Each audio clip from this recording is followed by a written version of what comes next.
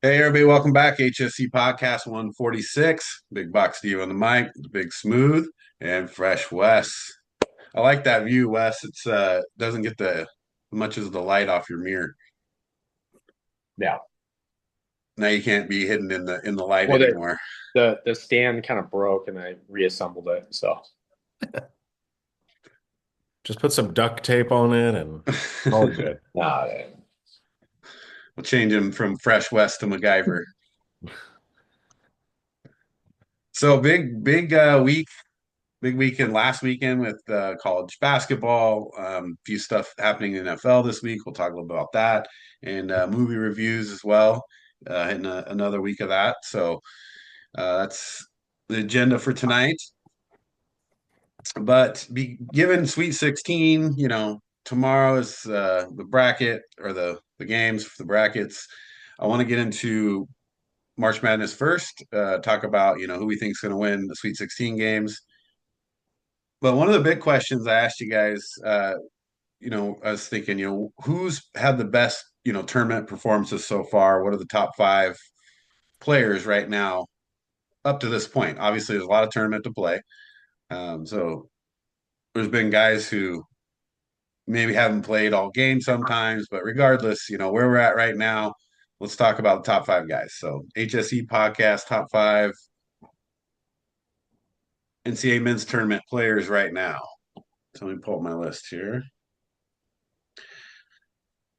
All right. So start off. I'll start off with my number five. And so I got at fifth Chaz Lanier from Tennessee.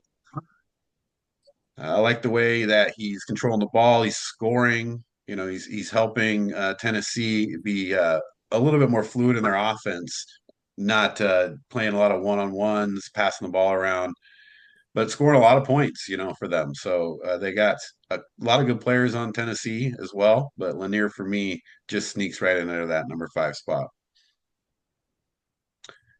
Derek, what do you got at five? At five, no surprise to anyone would probably think if they know me.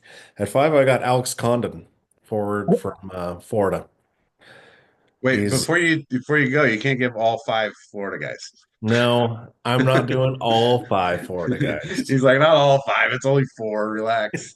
All right, go But ahead. Condon, though, because of his defense and his rebounding and his inside presence, he gets assists too. So I got Condon at my four or Yeah, my five. he's playing a good all-around level of basketball. Doesn't have the stats as a lot, but if one like watching the games, he makes an imprint. Right. Doing the little things, rebounding, assists, still Yeah. scoring, 10, 12 points a game. So pretty solid. Let's see, Wes, what do you got at five? I got from Texas Tech. I got Darren Williams. He's averaging 20 points a game. Ford, slasher, being aggressive. Oh. Um, I like Texas Tech. They're kind of like in my sleeper bracket until they all disappeared because I broke the app. But yeah, I did take Texas Tech in one of my 18 brackets. So yeah. They're like, no more brackets for you. Yeah, they're like no more smart brackets and cheating and adjusting them. They have to be all smart. So just FYI, everybody, don't do 18 brackets. Yeah. Sheer number, they probably just shut you down. Yeah. Yeah, I like Darian Williams a lot. Texas Tech as well. It's what's the other guy, JT Toppin? Top Is Toppin Toppin is on Texas oh Tech too, JT right? Toppin. Yeah, Yeah, JT yeah. Toppin. So that duo is playing really well right now for them. And I think Darian Williams helps JT Toppin because then he's not, double teamed a lot and so focused on so much. So yeah, great pick there. Number four, Derek, what do you got? I got the man with all the controversy with his game-winning shot. I got Derek Queen. I mean, Yeah. 16 points a game, 9 rebounds, almost 2 assists for a big man. I mean, he's playing well. So that shot was very controversial. I mean, I heard some, ex NBA refs, current NBA refs comment on it, about the gather part of the steps, right? And having control of the ball when you're taking those steps. And so there's a pretty good argument that the refs, former refs are making there. Yeah, I mean, I just wasn't watched what NBA game yesterday, and it's like in the first half, I saw about 12 traveling. Oh yeah, They're taking the like NBA. 7 They My called steps. gosh. the 12th time they finally called it, and it was Yeah, atrocious. Like it's like they're taking 3 steps, three and a right. half. Like, So you get um, 6 in the NBA, you only get half in college. So his Yep. 3 was okay. What do you got at 4, Wes? oh, I got uh, LJ Cryer from Houston. He's averaging 22 points a game. Hit 4 threes in the first half of last games. Just he's going to have a big tournament if they're going to be my only bracket that wins because I did pick Houston. Said on the last podcast. So yeah, Yeah, Cryers looked really good. Um, been pretty consistent. So it's kind of, making sure that the ball's getting around the team. So I like Cryer at that pick as well. It's a good one. Let's see, Derek, you're gonna love this one. At 4, I got Walter Clayton Jr.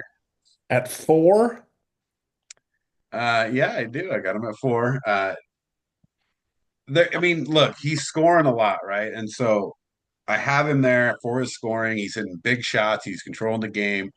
He's playing really well, and it's not like he's not doing everything else, but he's not doing as much as, say, Condon and Martin and some of the other guys on the team as far as rebounding, assists, things like that. But Clayton's scoring, and he's almost looks like he could be unstoppable if he really wanted to, because you can't double team him.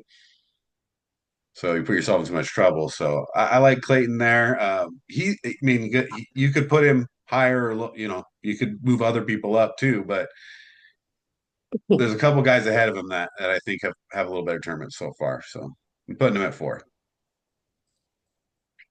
Let's see, 3, Wes. I got Derek Queen. I mean, he's averaging 10 half rebounds a game or 15 points. And the game winning shot was pretty cool. I remember we're watching it, and when he crossed the key, I was like, he's going to make this. He's going to Yeah, bank it. He's going to make it. I knew he was going to make it because he just kind of turned that corner and just nailed it. So I liked him all year. I thought another one of my brackets sleeper just because there's he can be he can really turn it on and he could put up 25 if he has to. I mean, and he's probably gonna if they're gonna advance this tournament, he's gonna have to put up probably 25 in a game. yeah, I agree. I think it, they're going to have to score through him, and he's going to have to get over at least 20 a game. I got Tyrese Proctor here from Duke. Cooper Flag, we don't know that he's 100%. He's playing limited minutes, at certain times. But Proctor is shooting the lights out from behind 3 and doing a lot to take the pressure off the rest of his teammates, pretty much. A huge game last game, but really just knocking down a lot of big shots and making Duke look a little tougher than you might have thought they were if he's scoring like that. And then Cooper Flag's 100%. Proctor really is making a big difference here. Duke could be dangerous here. Scares me a little bit because I got Florida. Derek, what do you got at 3? 3, I'm going Texas Tech, JT Toppin. 18 points, 9 rebounds. His player efficiency rating is a 32.7, so it's one of the best in the tournament right now. So he's kind of doing it all.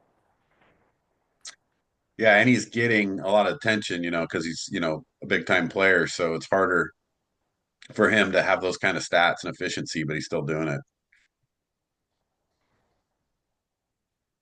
All right, now we're getting up into it. Number 2, I mean, I don't need to spend a lot of time on this because Wes already said, but I got Darian Williams here. There's probably players sufficiently statistically that are similar to his, but honestly, it's really hard to beat when you look at his assists, rebounds, and points. Because he's like top 10 assists as well. And so he's really taking the pressure off his team. But for me, he's there because it's guys playing above what they normally play. And that's what really wins tournaments, right? You got to get some of the other guys to play better. And so I'm gonna put Darian Williams in there at 2. Go ahead, Derek.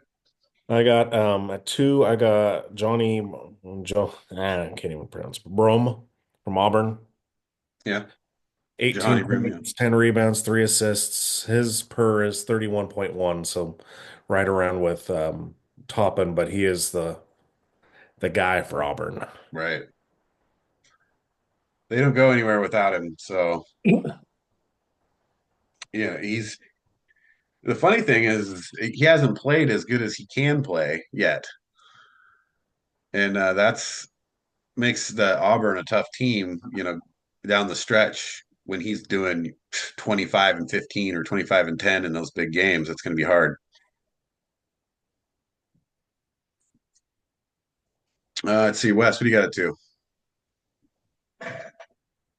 I got Chaz Lanier. He's leading scorer in the tournament so far, averaging almost 25 points a game. I mean, he's 10 for 18 beyond the arc, but it's not like he's been shy about jacking up threes. I mean, he's pretty much taken a record number of threes this season, 120. Made 118. He made 120 this year, and the record was 118 in 2007. So, yeah, so Yeah, he definitely loves to shoot. he's I not like shy. that. Let's see. Number 1, Derek, what do you got? Now, without any doubt, Can we ask? Can we Walter ask the Clayton audience to do a Jr. poll? Yeah. You need Walter a Clayton lifeline? Jr., you know, he really he took off against Norfolk, and that game was over fast. But against Connecticut, he started off slow, and then he took it over at the end. Um, not counting just the tournament, but in the last 4 games, he's shooting 48.7% from 3-point range. Yeah, it's tough. So whenever they need a big shot, they'll just go to him. Well, and he proved it last game too.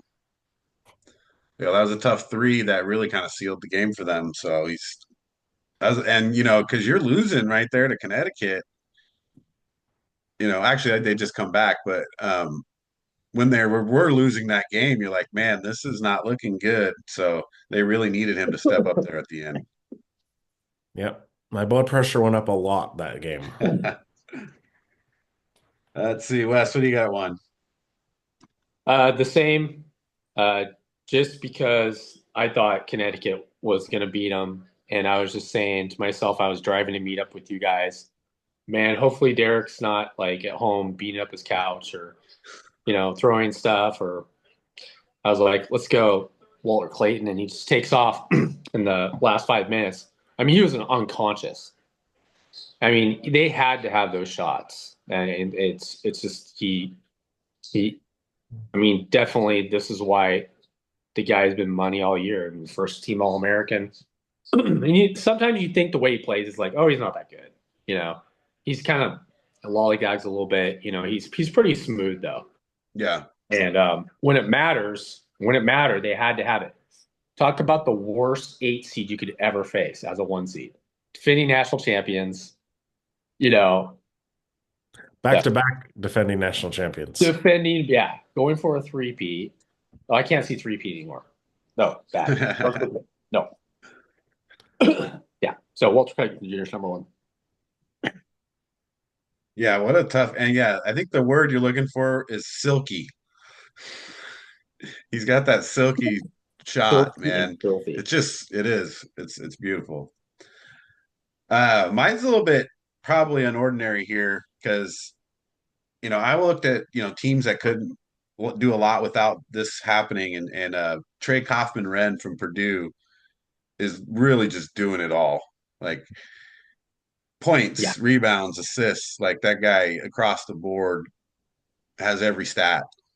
And just watching him like getting up there, getting rebounds, and I think he's leading the tournament in rebounding, and not even as a guy who's typically getting a lot of rebounds. So without him, Purdue's not where they're at, and he makes making Purdue a little dangerous right now. So we'll see how he finishes out, and maybe Purdue's a threat. So watch Trey Kaufman-Renn. Yeah, watch Purdue. I undervalue Purdue. Oh, They've had a good tournament so far, but now it gets tough, right? it's pretty So tough. a great transition into the Sweet 16, because this is where for me, like this, I love the upsets and things like that, and then let's talk about this real quick. I've seen this all over media. They're talking about, oh, this is killing NCAA basketball not to have a Cinderella in the tournament, you know and I keep seeing this, and I'm like, I don't think so. Not for me anyway. Maybe some people do feel that way, but I like when these big time schools that have been played well all year now come into the Sweet 16 for, a bunch of good games.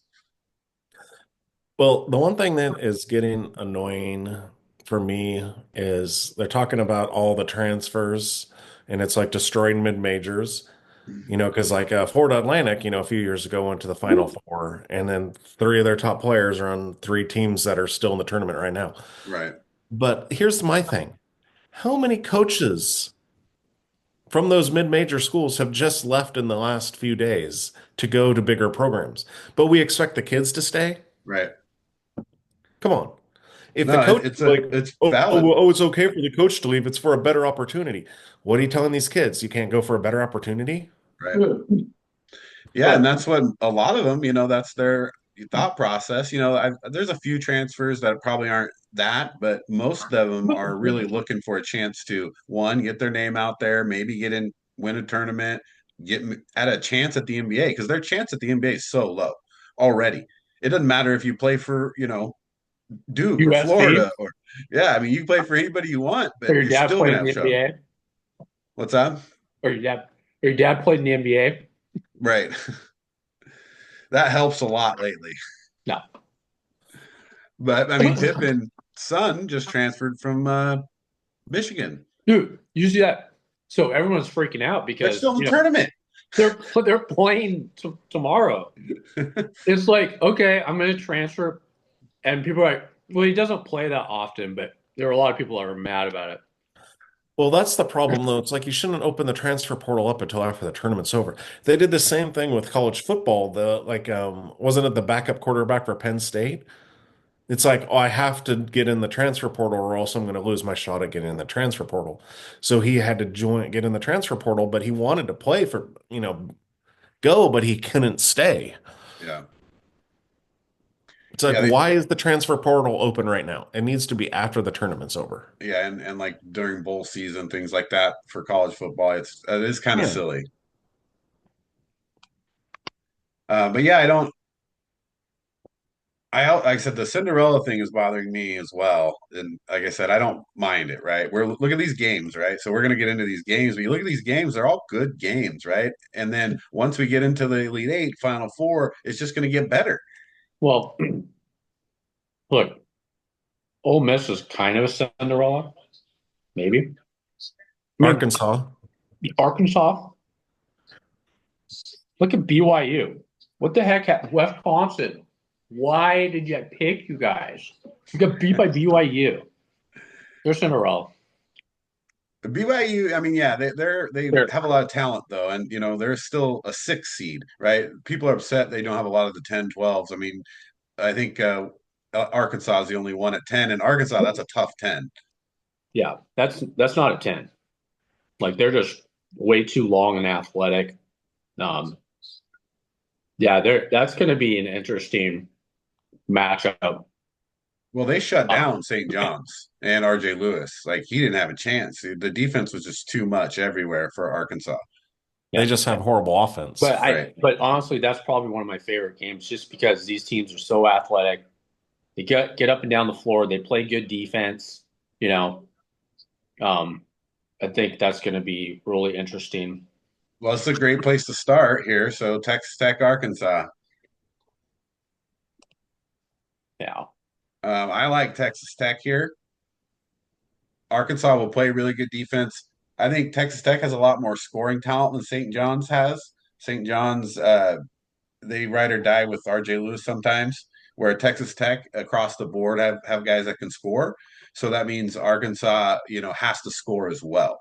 And that's where I think Arkansas will struggle is putting up enough points to beat Texas Tech. So in that game, my pick is Texas Tech. What are you guys going? Texas Tech. How much the same? I don't really care. Whoever it is going to lose to Florida. But in this game, who's going to win? I'm going to go Arkansas.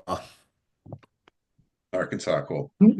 Well, we might as well jump up to Florida, Maryland, right above it in the West. Um, does Maryland have a chance here? Yeah. I mean, everyone has a chance. Like, as Florida did not play well against Connecticut, but if they play their game and they're passing the ball around like they should be, they should win. But Maryland does have a chance if they play good defense and limit the passing lanes for Florida. Yeah. Well, I mean, this is where Derek Queen has to be huge, right?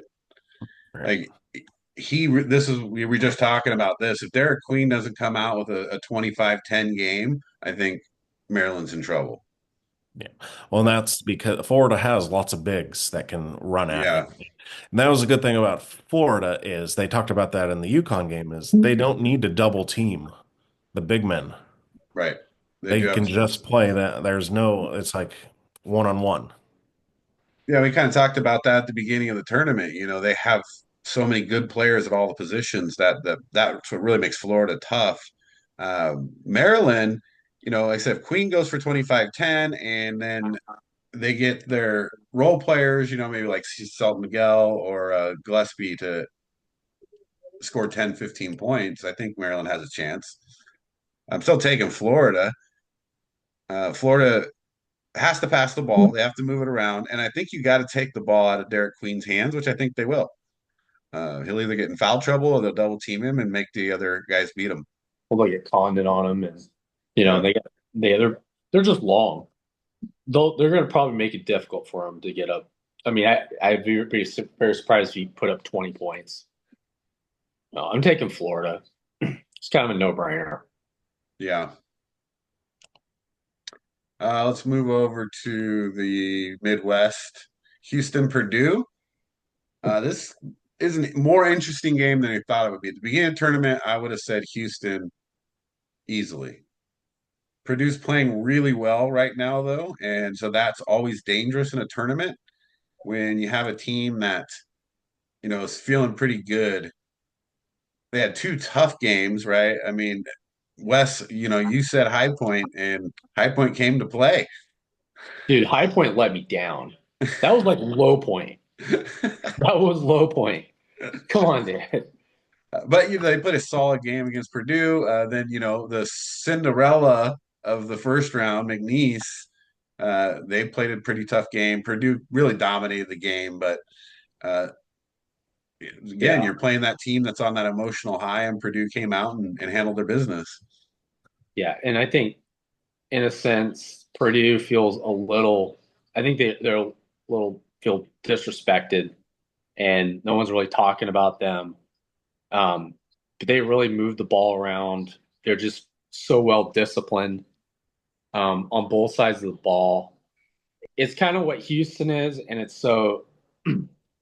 I picked Houston to win the whole thing, and I'm kind of punching myself right now for doing that.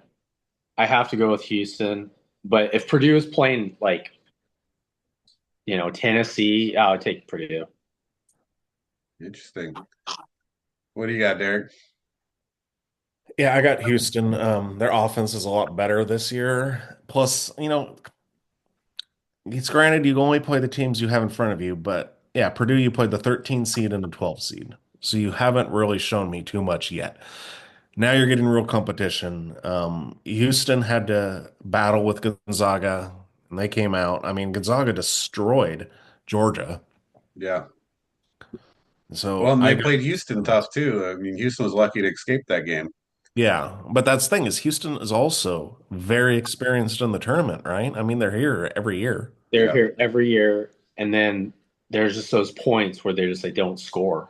Yeah. And so you're kind of saying this is the year where they don't have those droughts. And, in Gonzaga, that could, I mean, if they would have one of those droughts, they would have lost Gonzaga. At least not It's, till next game when I have them losing, but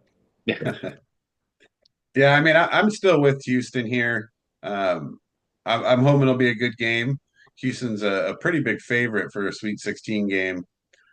Um, if they, somehow maybe Cryer doesn't have a good game shooting the ball, Purdue could be in it, right? So that would be my caveat to that. If Cryer goes, maybe 2 for 9 or 2 for 10 or something like that, you might be in trouble a little bit. Then wrap up the Midwest there. Kentucky, Tennessee. This is an interesting game. Wes, why don't you give us your thoughts on Kentucky, Tennessee? well, I'm going to take Tennessee just because defensively, I think they'll do enough to prevent them from, getting their shot off when it comes to behind the arc. And Lanier probably, again, he's not shy about shooting the basketball. He's gonna probably put up the same amount of points. I think defensively they hold him down enough. Yeah, it's tough because Kentucky's another one of those long teams. You're kind of talking about Florida being long, Kentucky's long, and so Tennessee has to shoot outside well, which they have been recently and most of the year. So that's to their advantage. Yeah, I mean Uh, Williams. I mean he's definitely Dude, playing the NBA. I mean he's just long. He, 100%. he's Yeah. averaging 8 rebounds. I mean leading in almost every statistical category except points. And he might as well be leading in points too. I mean he's just it's kind of the X factor. Well, for me, this game for Kentucky is going to come down to Butler because he's been up and down so far in the tournament, only in the first couple games. So you really need him to step up and score some points for you because Tennessee can outscore you like quickly. And so if Butler can get on the scoring track early, that's going to bode well for Kentucky. Ultimately, I got Tennessee outscoring them in the end and winning the game.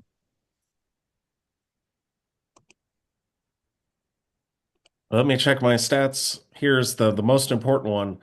Kentucky is 2-0 against Tennessee this year. So let's make it Nice. 3-0.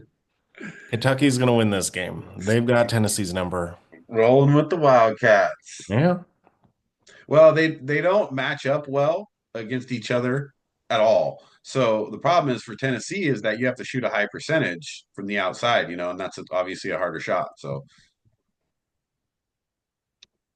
but there we go. Now, We got granted, isn't it the history that you can't, it's hard to beat a team 3 times, but isn't that really more the football? But I know, but I mean, I bet. I mean, I don't know what the odds are of that, but it seems like you'd want to bet against them winning.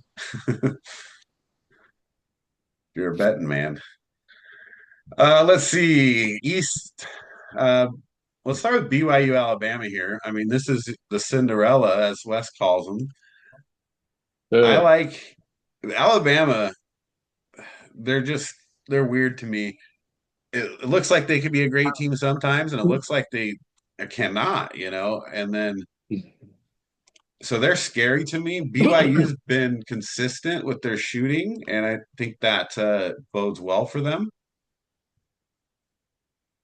And I'm going to roll with BYU.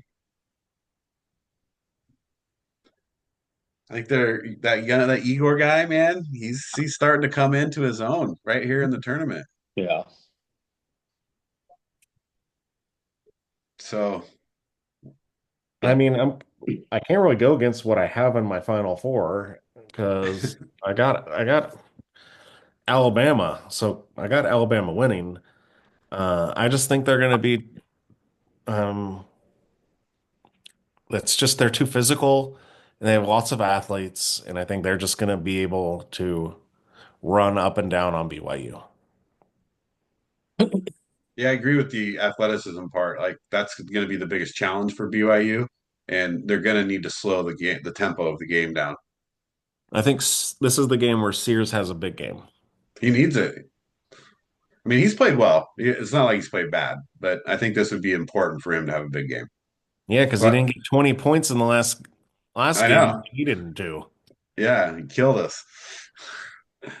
But I got him this time again, so I'm staying with him.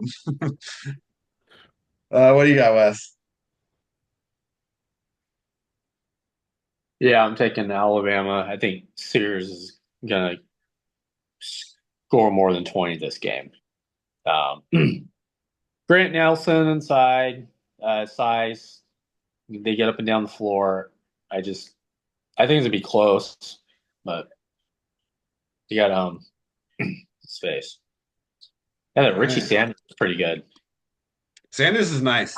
He's Like, he's gonna he's the one that's gonna have problems with Alabama's physicalness. yeah, But that center they got, he's not.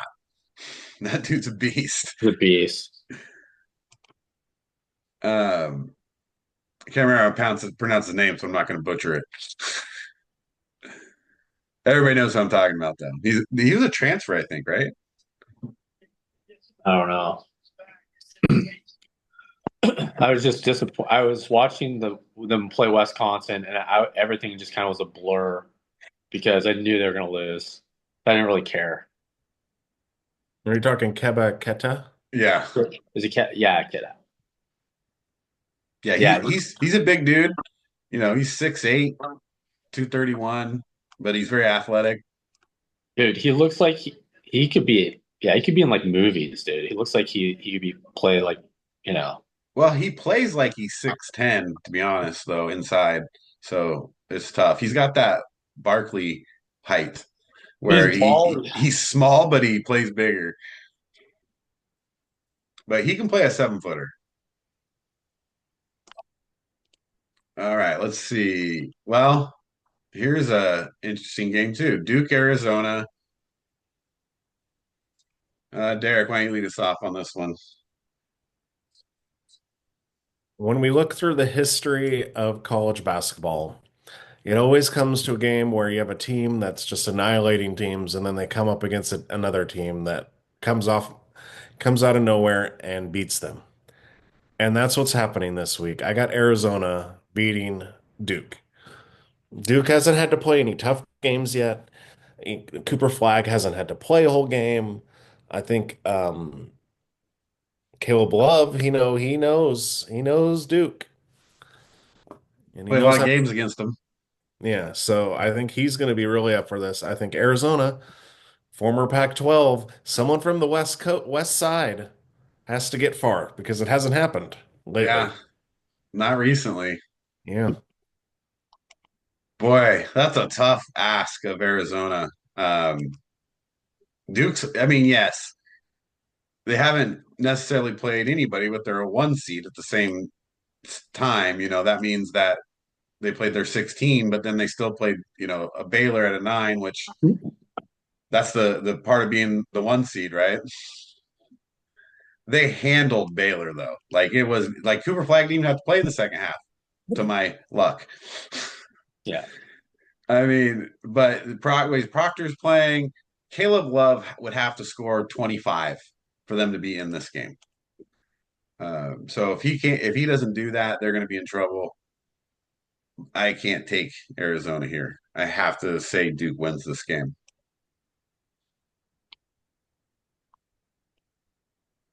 well, I picked Duke to lose to Wisconsin, and so because of that, I'm taking Arizona too. Because they cannot. I had some guy make fun of me because I didn't put Duke in the Final Four. I go, dude, whatever, dude. I go, there's Hey, a Derek lot of might be people, right. He might be this is the letdown game. dude.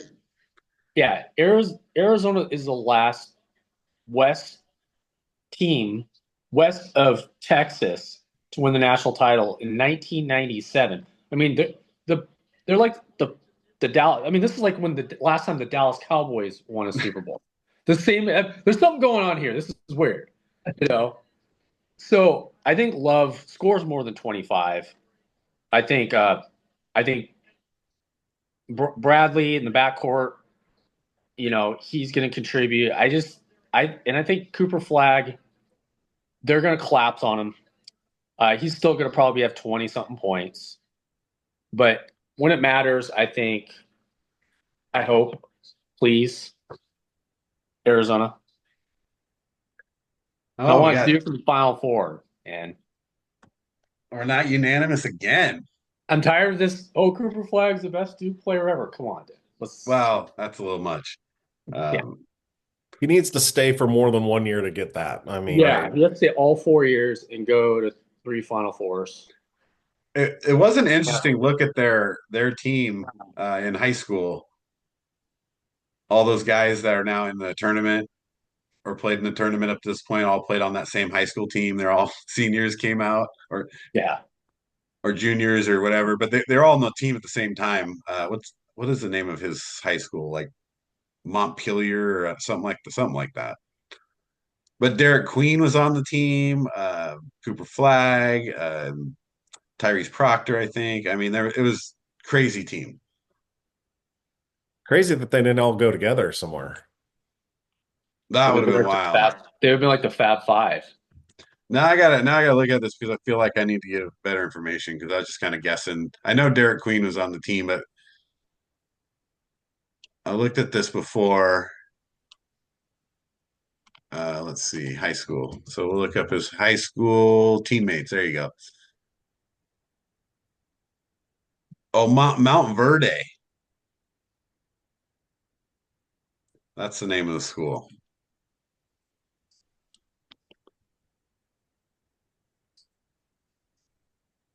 Go NCAA tournament.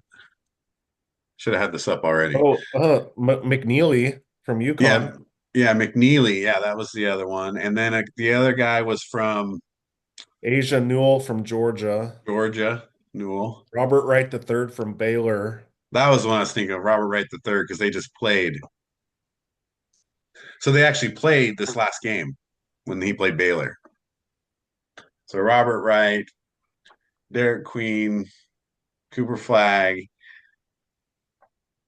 McNeely, and Newell. Like, how crazy is that? And then another guy who's on LSU that oh, he's not a never mind. He was just not a potential lottery pick like the Right. other. So wasn't Proctor. I was thinking right. So correct myself there. Okay, well let's wrap up the last two picks here. Let's start with Ole Miss and Michigan State. Ole Miss is 6th seed. Man, what a big game to beat Ohio State or Iowa State. It makes me think that they got a chance in this game. They didn't just beat Iowa State. They handled them, yeah. They're up to 20 like most of that game. So they got to be feeling good, right? You get through North Carolina in the first round, you beat the 3 seed handily. Now you're coming against Michigan State.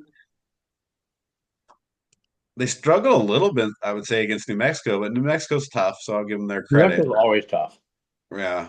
And Jace Richardson from Michigan State, man, when that guy gets going, he's hard to stop. Like he can score a lot of points. So Ole Miss needs to play some really solid defense.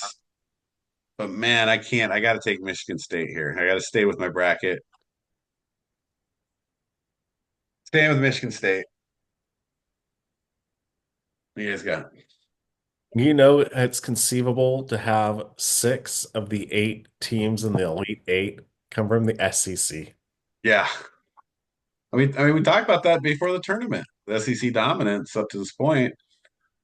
And the only reason they don't get more is because Kentucky plays Tennessee. Right. I got Ole Miss.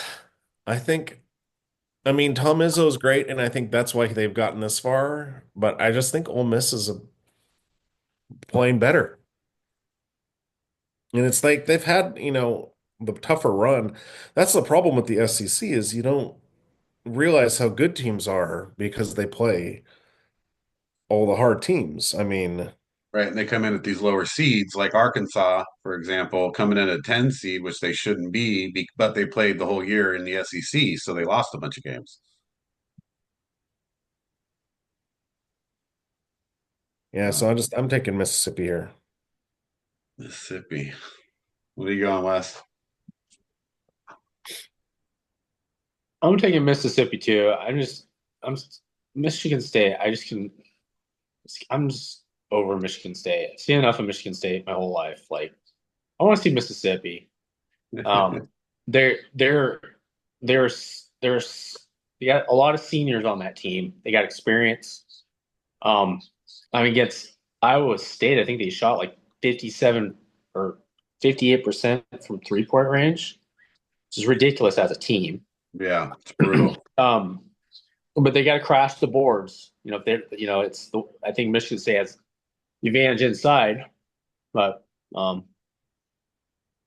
I just I'm All going for right. Flippy. I mean, there's a reason Michigan State's always there, so Well, it's here's good the crazy coaching, good thing. play. Like you were saying, Wes, they shot 58% for three.